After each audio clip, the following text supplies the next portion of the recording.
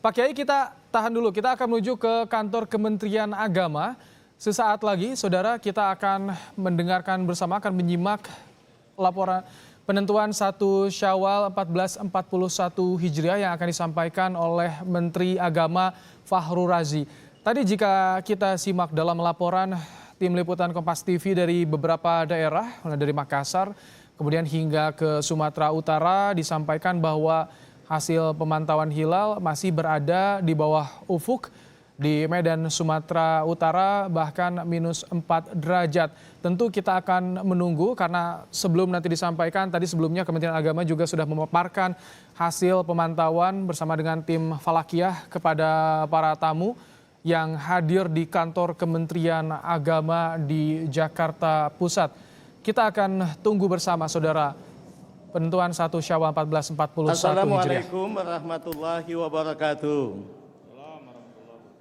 Yang saya hormati para pemirsa, khususnya umat Islam di seluruh tanah air Indonesia dan teman-teman media.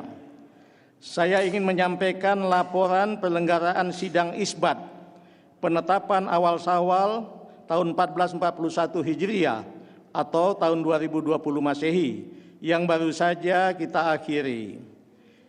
Pada kesempatan yang baik ini saya ingin menyampaikan hasil sidang isbat tersebut. Untuk diketahui bahwa sidang isbat awal Syawal tahun ini berbeda dengan tahun-tahun sebelumnya karena di Indonesia saat ini sedang terjadi pandemi COVID-19 sehingga sidang isbatnya dilaksanakan melalui video conference. Hal ini kita lakukan tentunya dalam rangka mencegah terjadinya penyebaran COVID-19.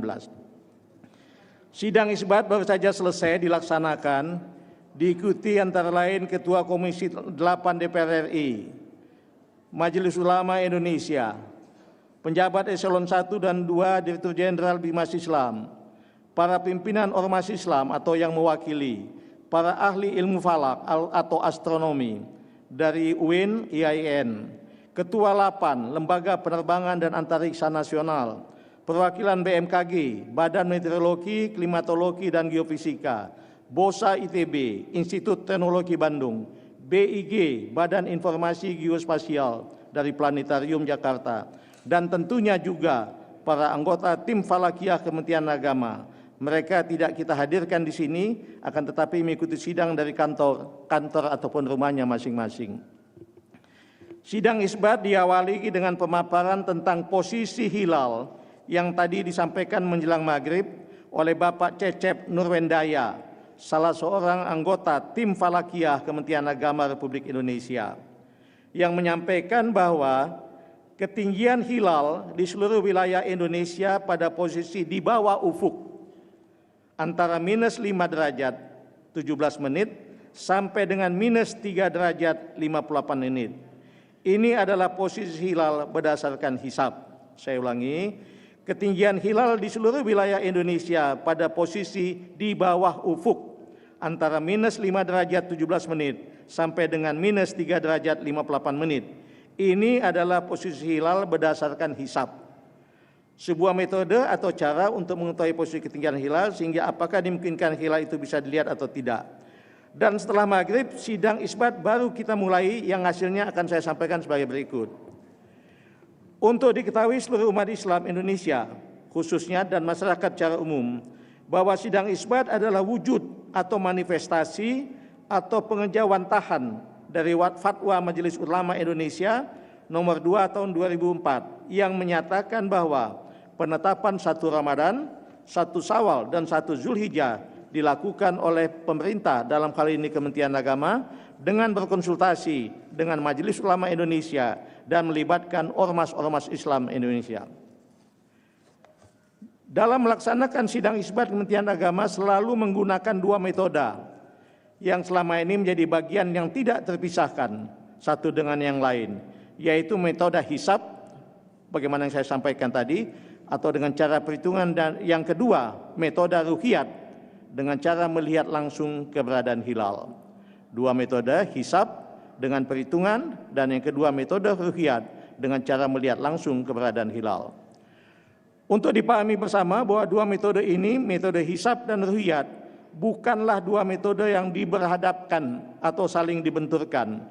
Keduanya adalah metode yang saling melengkapi satu dengan yang lain. Keduanya sama pentingnya, karena seorang peruqyat tentu dia harus menguasai hisab. Tanpa hisab tidak bisa meruqyat dengan baik. Begitu juga hisab sebagai sebuah hal yang sifatnya informatif tentang posisi ketinggian hilal lalu diruqyat.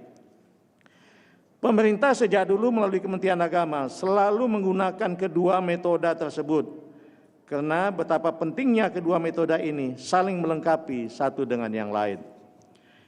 Informasi hitungan hisab telah dikonfirmasi dengan laporan sejumlah petugas Kementerian Agama di daerah yang kita tempatkan tidak kurang di 80 titik ruqyat di 34 provinsi seluruh wilayah tanah air Indonesia. Dari 80 titik, semua melaporkan tidak melihat hilal sebagaimana yang dilaporkan oleh Direktur Urusan Agama Islam dan Pembinaan Syariah. Saya ulangi, semuanya melaporkan tidak melihat hilal sebagaimana dilaporkan oleh Direktur Urusan Agama Islam dan Pembinaan Syariah. Oleh karenanya dengan dua hal tadi, yaitu hisab posisi hilal masih di bawah ufuk, dan lalu kemudian laporan ru'yatul hilal tidak melihat hilal, karenanya sidang isbat secara bulat menyatakan bahwa 1 Syawal tahun 1441 Hijriah jatuh pada hari Ahad atau Minggu tanggal 24 Mei 2020. Saya ulangi, karenanya sidang isbat secara bulat menyatakan bahwa 1 Syawal tahun 1441 Hijriah jatuh pada hari Ahad atau hari Minggu tanggal 24 Mei 2020. Inilah hasil sidang isbat yang baru saja kita laksanakan dan kita sepakati bersama. Dan tentu kita berharap mudah-mudahan dengan hasil sidang isbat ini seluruh umat Islam di Indonesia akan berhari raya Idul Fitri tahun ini secara bersama-sama. Dan mudah-mudahan ini akan adalah simbol, cerminan, dan kebersamaan umat Islam di Indonesia. Kebersamaan ini mudah-mudahan menjadi wujud dari kebersamaan kita sebagai sesama anak bangsa, untuk juga menatap masa depan bangsa kita lebih baik secara bersama-sama. Saya tambahkan informasi bahwa Saudi Arabia juga jatuh pada hari Ahad tanggal 24 Mei 2020. Inilah laporan dari sidang isbat, dan tentu saja nanti kami persilakan dengan hormat Bapak Mewakil Majelis Ulama untuk juga bisa menyampaikan beberapa hal yang jaga penting, juga nanti Bapak Ketua Komisi 8 DPR RI, dan mohon juga Bapak Wakil Menteri Agama bisa menambahkan beberapa informasi yang perlu diketahui oleh para pemirsa. Selanjutnya dengan hormat saya silakan Wakil dari Bapak Majelis Ulama, silakan.